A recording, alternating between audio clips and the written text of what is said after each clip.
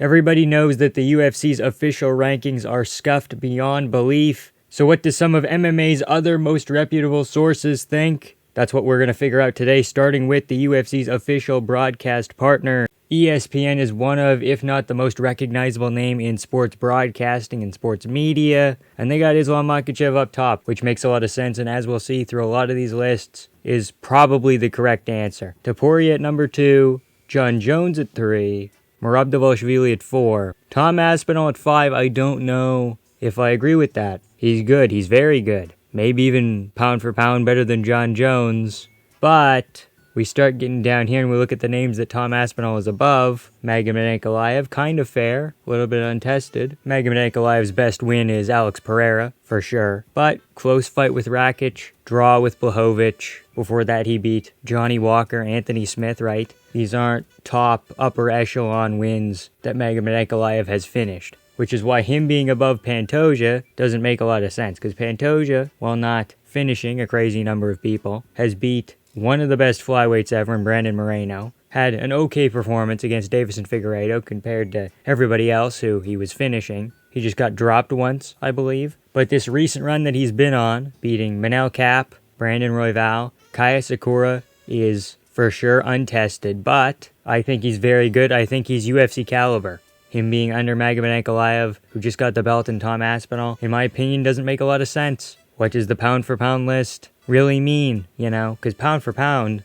Pantoja, skill for skill, might be a little bit better than John Jones. I don't think that Lederman's skill is as crazy as Lucas Tracy says, right? Where he's like, Volk could totally, pound for pound, be better than Makhachev. Dude, it's 10 pounds. Doesn't matter that much. But between a heavyweight and a flyweight, the skill difference is crazy. Joshua Van can barely get ranked at flyweight, and Taliesin Teixeira can have one fight in the UFC. Granted, top 20 guy, and both of them were finishes, but to be ranked after one Contender Series fight and one actual fight is a bit silly. Just tells you, despite not having that many people in the flyweight division, it's so steep, it's so competitive, right? Any of those top guys, Royval, Moreno, even Urseg, a lot of people are going to clown on him after losing 3 in a row here, but those are the top guys. Kaikar France is going to challenge for a belt probably next. Pantoja's the second best flyweight ever. Brandon Moreno is a top 5 flyweight ever for sure, right? Where you want to put him in there with Figgy and DJ kind of gets a little bit mixed up, but for sure those are good losses to have if you're Steve Urseg. And then we get down here and we get to Dricus du Plessis, who, beat Adesanya, who's probably the second best middleweight. Robert Whittaker, who might be the third, DDP might already be the third best middleweight. Those 2 wins are phenomenal. The Strickland wins, people want to discredit him. They want to say that Strickland's not good. They want to say that he's one-dimensional, which he kind of is. But DDP was super impressive in those fights, figuring out Strickland,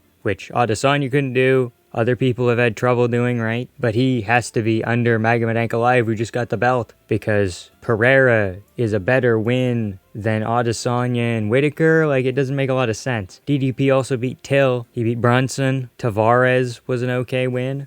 Then we get a little bit lower. Bilal Muhammad should probably be above Alex Pereira, If he beats JDM, for sure. But again, it comes down to what are we judging? What does the pound-for-pound list really mean? Are we judging if these fighters fought each other at the same weight with a certain degree of size parity? You'd have to have it. Who wins, right? Because then I'm picking Bilal Muhammad to beat Pereira pretty consistently. Same with picking Pantoja to beat Jones, Aspinall, Magomed Ankalaev probably, right? Pantoja would struggle with some of the more skilled guys, like a Merab, a Topuria, a Makhachev, so I wouldn't put him above them. But if we're judging based on legacy, then the rankings begin to make a little bit more sense. Oh, John's so high because of his legacy, and the wins look good. Beating the heavyweight goat Stipe Miocic looks good. Beating a former title contender Cyril Gane, even though probably not a great win in hindsight, looks good. It's something we're going to get to later, but that's the crux of the argument, is nobody knows what we're basing it off of. We're going to go over here and we're going to cheat a little bit. We're going to go to the Topology website, and their definition of it is the current pound-for-pound fighter ranking features only the cream of the crop from every weight class. To earn a spot, fighters need an extraordinary winning streak, an extraordinary legacy, or both. Create your own ranking today. That's so vague, but it makes it very clear that they're not basing it off of a pound-for-pound matchup. That's very different than pound-for-pound rankings. So really, the word pound for pound as a part of the rankings is erroneous. It should be called something else. It should be called legacy rankings or overall standings, or anything else would be more specific than pound for pound, because that makes you think, oh, well, if all these guys were the same weight. No, that's not what anybody seems to be actually judging it on. Because then we would have a serious issue with John Jones, Tom Aspinall, Magomed Ankalaev just immediately needing to be lower because heavyweights are less skilled. Lighter man skill, again, not that crazy between like a flyweight to a bantamweight, featherweight to a lightweight, not that crazy between one weight class. But 8 whole weight classes up, 140 pounds up, there's going to be a difference for sure there. As we bounce back to MMA Fighting, probably the second most reliable media source. They have the most YouTube content, the most original YouTube content. Ariel Helwani was with them for a while. Makhachev at 1, Ilia Topuria at 2. Okay. Then we get a little bit different. John Jones here isn't coming up until 8. Merab's at 4. Pantoja at 3. I think you could argue Merab above Pantoja, just based on the strength of schedule. Pantoja isn't beating former champions in the way that Merab is with Cejudo, Aldo. Granted, they're aging, but they were still pretty good. People forget, man.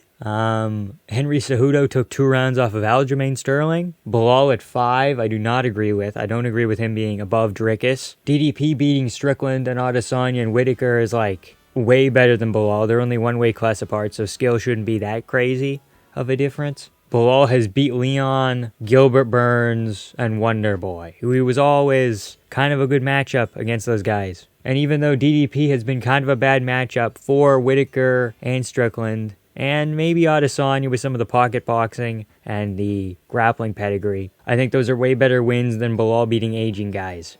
Where else does the list get a little bit funky? They've put Tom above John, which I believe is correct. But I do also think Tom should be under DDP. Hasn't done quite that much. I agree with this list a lot. Leon at 12 is a bit baffling. Really, you're telling me that pound for pound, Leon's better than Volk? Really? Leon would probably lose to Chimaev in a similar way that he did to Brady. How is he ahead of him? Oh, we just haven't seen enough from Hamzat. Patchy Mix at 17. What's a polar bear doing in Arlington, Texas? You know, how'd you get in here? But other than that, I think I agree with it. Aljamain at 20, I don't know if that necessarily makes sense because Movzar beat him. I don't know how you end up above him. Aljamain's still pretty elite, but if you just lost, how do you still end up here, you know? At MMA Fighting, we also have a list of people who got voted for. Francis Ngannou had 3. He just missed out on the list. But again, he's a heavyweight in a B-plus organization. B-minus organization. Thanks, Greasy Don. Patricio Pitbull is coming off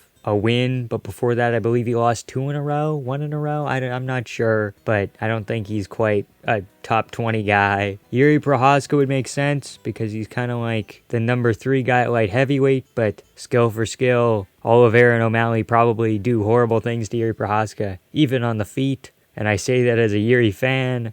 Strickland's style doesn't translate to lower weight classes or even heavier weight classes for that matter. You know, if middleweights had a little bit more power, all of Strickland's defense wouldn't really matter as much. And at lighter weight classes, I think he just gets outskilled because he's too one-dimensional. But middleweight's just at a weird enough spot to where it would work. And Usman Nurmagomedov is for sure a choice.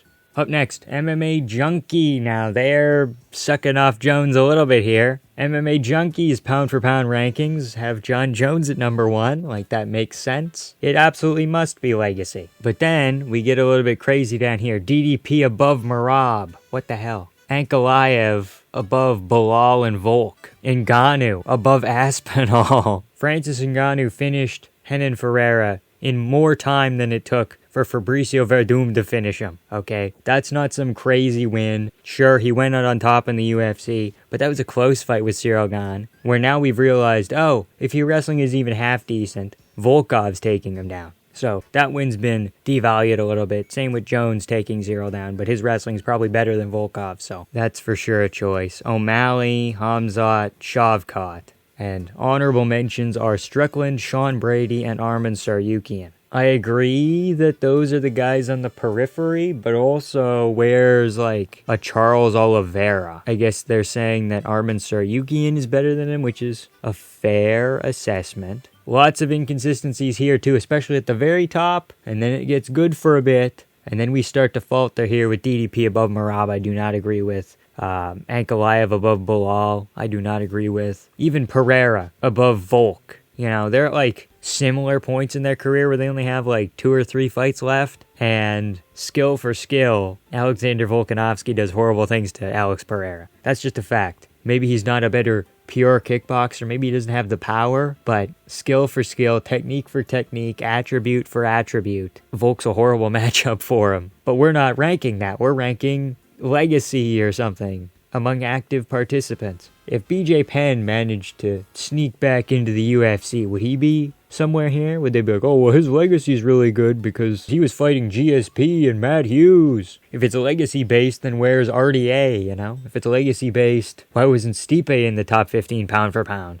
But no, they want to pick and choose where legacy matters. You can look at the heavyweight division that Jones is the king of. You can look at the techniques that John Jones has used against Cyril Gane and Stipe Miocic. And they are a definite regression of the techniques he used at light heavyweight. He's too kick heavy. He's flat-footed. He plods into range. And that was against Stipe, who had no knees and was also plodding to a greater degree. And they both looked like they were just not moving great. John Jones at heavyweight is worse than he was at light heavyweight, and he's getting treated the same, which doesn't make a lot of sense. Because again, Islam Makhachev has a pretty good style to neutralize John Jones. Islam has been able to stand in the pocket with Dustin Poirier. Size parity, Dustin Poirier probably beats John Jones. Very good jiu-jitsu, good pocket boxing, decent chin, okay kick defense. A lot of inconsistency here, guys. Sherdog, in my opinion, slightly inferior to Topology, but the rankings are okay. Islam Makhachev, Ilia Topuria up top. I think you have to say that those are the top 2 right now. If you want to be a hipster, you can maybe say Merab or Pantoja are better than Ilia because they just have more high-profile wins. You can say Ilia just beat Holloway and Volk, and then it's a steep decline with like a Josh Emmett, Bryce Mitchell. Whereas Merab and Pantoja have a bunch of these high-quality wins, but also Ilia beat Holloway and Volk. Maybe those are better wins than beating Moreno and Royval and Umar Nurmagomedov and Sean O'Malley, right? John Jones at 3, I think Pantoja should probably be higher. If we're willing to put John down a little bit, you have to put him down a lot. If you look at the article that's written under John Jones, they are talking about how choosing to fight a long and active Miocic rather than Tom Aspinall, you can question him a little bit, which I believe is fair. But they do say at the end here that he looked flawless since returning to action last year. Stipe had him running at points. You know, Stipe was pushing him back. Stipe clipped him a couple times. I don't know about flawless, especially against a level of comp that Stipe was at the time he beat him, right? Pantoja at 4 is fair. Here's where things get a little bit crazy with Sherdog. Bilal Muhammad above Merab Dvalishvili. What the fuck are we doing, guys? What the fuck does that even mean? Because it's legacy inflation, right? It's